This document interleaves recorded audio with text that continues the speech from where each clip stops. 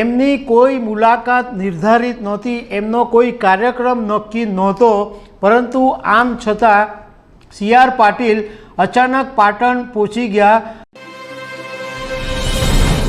નમસ્કાર દર્શક મિત્રો, ગુજરાતના પાટણમાં રાહુલ ગાંધીની સોમવારે એક જાહેર સભા હતી અને એ જાહેર સભા પછી ગુજરાત ભાજપના પ્રદેશ પ્રમુખ સી.આર. પાટીલ અચાનક પાટણ પહોંચી ગયા હતા.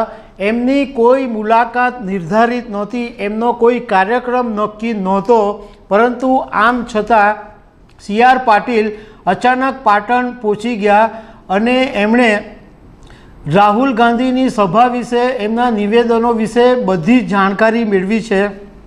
અને સૂત્રો પાસેથી એવું પણ જાણવા મળ્યું છે કે પાટીલ આ રાહુલ ગાંધીની સભાથી ટેન્શનમાં આવી ગયા છે. તો આના વિશે તમારી સાથે વાત કરીશું. મારું નામ રાજેશ શાહ છે અને તમે જોઈ રહ્યા છો ખબર છે.com. દર્શક મિત્રો, ગુજરાતમાં લોકસભાની ટોટલ 26 બેઠકો છે અને 2014 અને 2019 બંને ટર્મથી આ બધી 26 બેઠકો ભાજપ જીતી રહ્યું છે. અને આ વખતે તો દરેક બેઠકો ઉપર 5 લાખની લીડથી જીતવાનો ટાર્ગેટ પણ રાખવામાં આવ્યો છે. ભાજપને એવી ખબર છે કે બધી બેઠકો જીતી શકાય એમ છે, પરંતુ આમ છતાં દરેક બેઠકોનું માઇક્રો મેનેજમેન્ટ કરવામાં આવી રહ્યું છે. હવે દિવ્ય ભાસ્કરના એક અહેવાલની અંદર એમ જણાવવામાં આવ્યું છે કે સોમવારે કોંગ્રેસ નેતા રાહુલ ગાંધીની પાટણની અંદર સભા હતી અને એ સભા પછી તાત્કાલિક સી.આર. પાટીલ હેલિકોપ્ટર મારફતે પાટણ પહોંચ્યા હતા અને ભાજપના નેતાઓની સાથે બંધ બારણે બેઠક કરી હતી અને અડધો કલાક બેઠક કરી અને પાટીલ ફરીથી ત્યાંથી નીકળી ગયા હતા.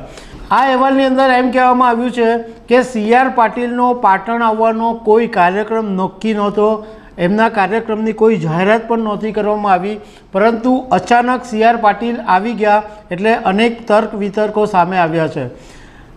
એવું જાણવા મળ્યું છે કે સી.આર. પાટીલે બધી માહિતી મેળવી છે કે રાહુલ ગાંધીની સભામાં ભીડ આટલી બધી કેમ એકઠી થઈ, બીજું કે એમના નિવેદનોની સભા ઉપર શું અસર થઈ, આ બધી બાબતોની સી.આર. પાટીલે જાણકારી મેળવી છે. આ બધું કરવા પાછળનું કારણ એટલું છે કે પાટણની અંદર અત્યારે ભાજપ અને કોંગ્રેસ બંને જે ઉમેદવારો છે એમાં જબરી રસાકસી થાય એવા સંજોગો ઊભા થયા છે. હવે ભારતીય જનતા પાર્ટીએ પાટણની બેઠક ઉપરથી ભરતસિંહ ડાભીને ફરીથી રિપીટ કર્યા છે. ભરતસિંહ ડાભીએ પહેલાં ના પાડેલી હતી કે મારે આ વખતે લોકસભા 2024ની ચૂંટણી લડવી નથી, પરંતુ આમ છતાં ભાજપે ભરતસિંહ ડાભીને ટિકિટ આપી હતી. તો કોંગ્રેસે ચંદનજી ઠાકોરને ટિકિટ આપેલી છે. હવે પાટણની અંદર જે ટોટલ મતદારો છે એમાં ક્ષત્રિય ઠાકોર મતદારોની સંખ્યા સૌથી વધારે છે.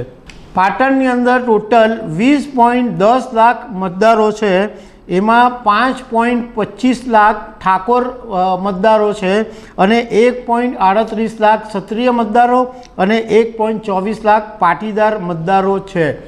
આ ઠાકોર મતદારોને કારણે, એટલે ઠાકોરનું વર્ચસ્વ હોવાને કારણે ભાજપ અને કોંગ્રેસ બંનેના જે ઉમેદવારો છે એ ઠાકોર સમાજના છે અને ઠાકોર સમાજ જ નક્કી કરે છે કે કોણ જીતશે. બીજું એક પાટણ બેઠકની ઇન્ટરેસ્ટિંગ બાબત એ છે કે 1991ની અંદર ભાજપને સૌથી પહેલી જીત અપાવનાર કોઈ હતા તો એ ગુજરાતી કલાકાર મહેશ કનોડિયા હતા. મહેશ કનોડિયાએ 1991માં ભાજપને પહેલી વખત પાટણ બેઠક ઉપરથી જીત અપાવેલી છે. હવે સી.આર. પાટીલનું ટેન્શન વધવા પાછળનું કારણ એ છે કે ગુજરાત વિધાનસભા 2022માં આ પાટણ લોકસભા છે એની અંદર ટોટલ 7 વિધાનસભા આવે છે અને આ 7 વિધાનસભામાંથી 4 બેઠકો કોંગ્રેસ જીતી હતી અને માત્ર 3 બેઠકો ભાજપના ફાળે આવી હતી.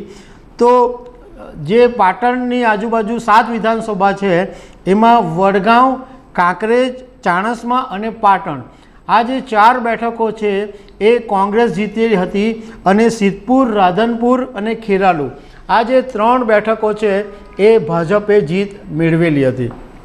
એટલે પાટણ બેઠક ઉપર ભારે રસાકસી તો છે જ, પરંતુ અત્યારે એક બીજો મુદ્દો પણ ભાજપને પરેશાન કરી રહ્યો છે કે ક્ષત્રિય સમાજનો જે આક્રોશ છે એ પાટણ બેઠક ઉપર પણ દેખાઈ રહ્યો છે. કારણ કે પાટણ બેઠક ઉપર ક્ષત્રિય સમાજની મહિલાઓ ઉપવાસ પર બેઠી છે, એટલે એક ક્ષત્રિય સમાજના આંદોલનની પાટણ બેઠક ઉપર કોઈ મોટી અસર નહીં થાય એટલા માટે પણ પાટીલનું ટેન્શન વધી ગયું છે. તો દર્શક મિત્રો, આવી અનેક વાતો સાથે અમે તમને મળતા રહીશું. Thank you very much.